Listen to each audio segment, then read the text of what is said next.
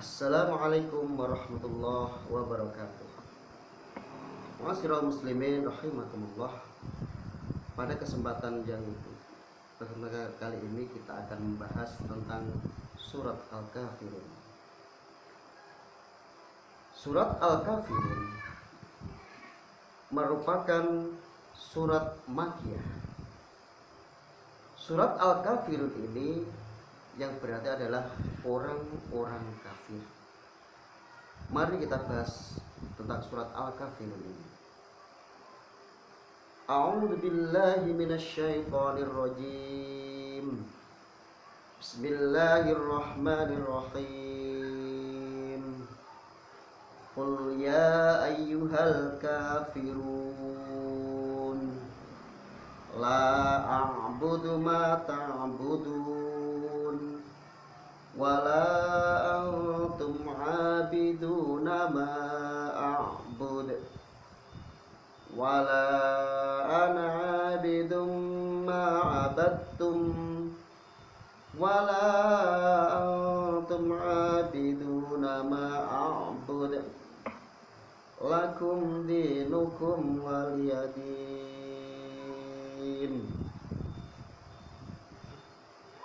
Mari kita bahas satu persatu dari surat Al-Kafirun. A'udzu billahi minasyaitonir rajim. Bismillahirrahmanirrahim. Qul ya ayyuhal kafirun. Qul, katakanlah kepada siapa yang suruh berkata, itu adalah Muhammad. Wahai Muhammad, katakanlah ya ayyuhal kafirun, wahai orang-orang kafir. Ayat ini Allah Subhanahu wa taala memerintahkan kepada baginda Rasulullah Muhammad sallallahu alaihi wasallam agar menyeru kepada orang-orang yang kafir yang sejak semula mereka bersikeras menentang Rasul.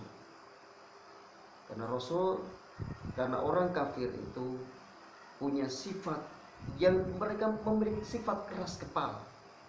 Tidak mau menerima hidayah, tidak mau menerima seruan-seruan dari Rasulullah sallallahu alaihi wasallam.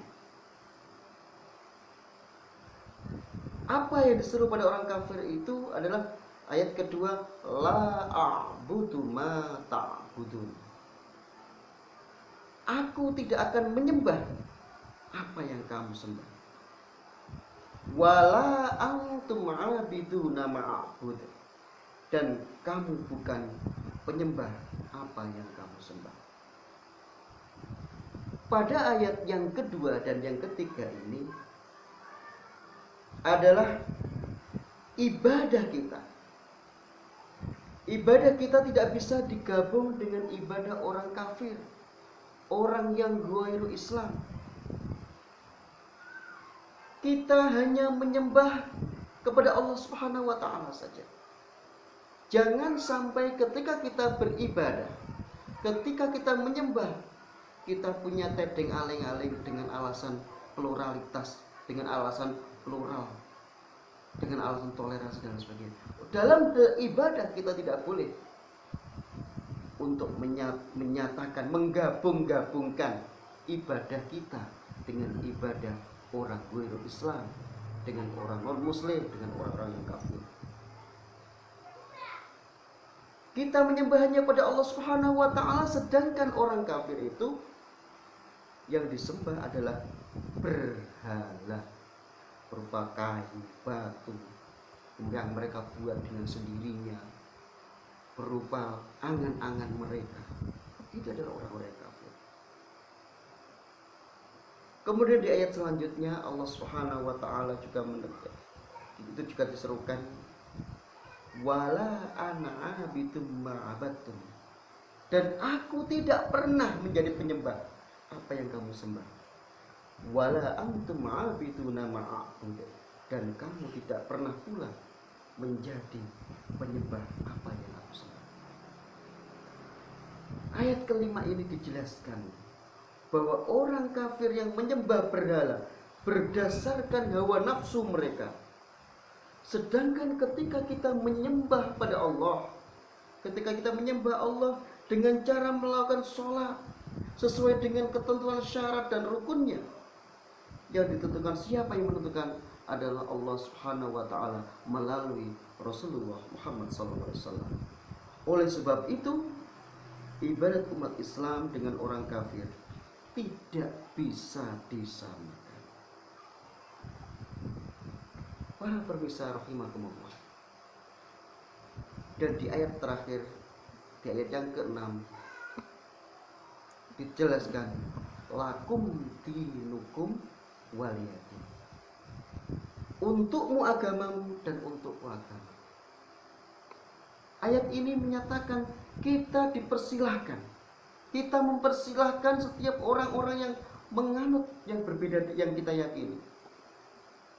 Namun apabila mereka telah mengetahui tentang ajaran yang benar dan mereka menolaknya, kelak di akhirat mereka akan mempertanggungjawabkan pilihan di hadapan Allah Subhanahu wa taala. Para hadirin, para pemirsa rahimahullah, apa perilaku-perilaku apa yang tercermin di dalam surat Al-Kafirun? Yang pertama adalah kita harus memiliki keyakinan yang kuat akan kebenaran Islam yang kita anut. Jadi di dalam surat Al-Baqarah dijelaskan innad dina indallahi Islam.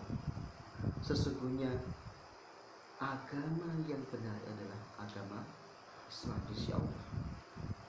Jadi kita harus betul-betul meyakini agama kita ini. Meskipun kita tidak boleh memaksa orang lain untuk mengikuti keyakinan kita. Pelajaran yang kedua dalam surat Al-Kafirun adalah kita tidak mencampur adukan perkara agama yang satu dengan perkara dengan yang lain. Kita tidak boleh mencampur adukan ajaran agama kita. Islam dicampur aduk dengan agama yang lain, itu tidak boleh. Islam ya Islam, sholat ya seperti ini. Jangan kita mencampur adukkan. Kemudian yang ketiga, hanya menyembah kepada Allah. Yang kita patut, yang kita sembah adalah Allah. Dan yang keempat, perilaku yang tercermin dalam Al-Kafirun ini adalah beribadah dengan penuh keikhlasan, karena hanya mengharap ridho Allah Subhanahu wa taala. Dan di ayat yang terakhir tadi juga dia dikatakan lakum dinukum waliyadin. Kita tidak diperbolehkan untuk memaksa keyakinan kita kepada orang lain. Kita memberi kebebasan pada orang lain untuk memeluk keyakinan mereka. Tetapi kita pun juga punya kewajiban untuk mendakwahkan agama kita. Untuk itu, ma'asyiral muslimin rahimakumullah, di dalam surat Al-Kafirun ini betul-betul telah dijelaskan mana yang benar, mana yang hak, dan mana yang batil. Untuk itu kita sebagai kaum muslimin harus punya sikap yang jelas. Jangan memiliki sikap yang abu-abu. Bersikaplah sesuai dengan syariat Allah. Dan jangan kita dengan alasan toleransi kita kemudian mencampur adukan agama. Itu tidak boleh. Toleransi di dalam Islam itu terdapat pada di luar yang bersifat akidah dan ibadah. Kalau dalam hal yang lain kita harus senantiasa toleransi pada orang lain. Tetapi dalam ibadah kita harus sesuai dengan syariat kita, sesuai dengan aturan Allah Subhanahu wa taala. Itu saja yang bisa saya sampaikan. Aqulu qauli hadza fastaghfirullah li wa lakum. Assalamualaikum warahmatullahi wabarakatuh.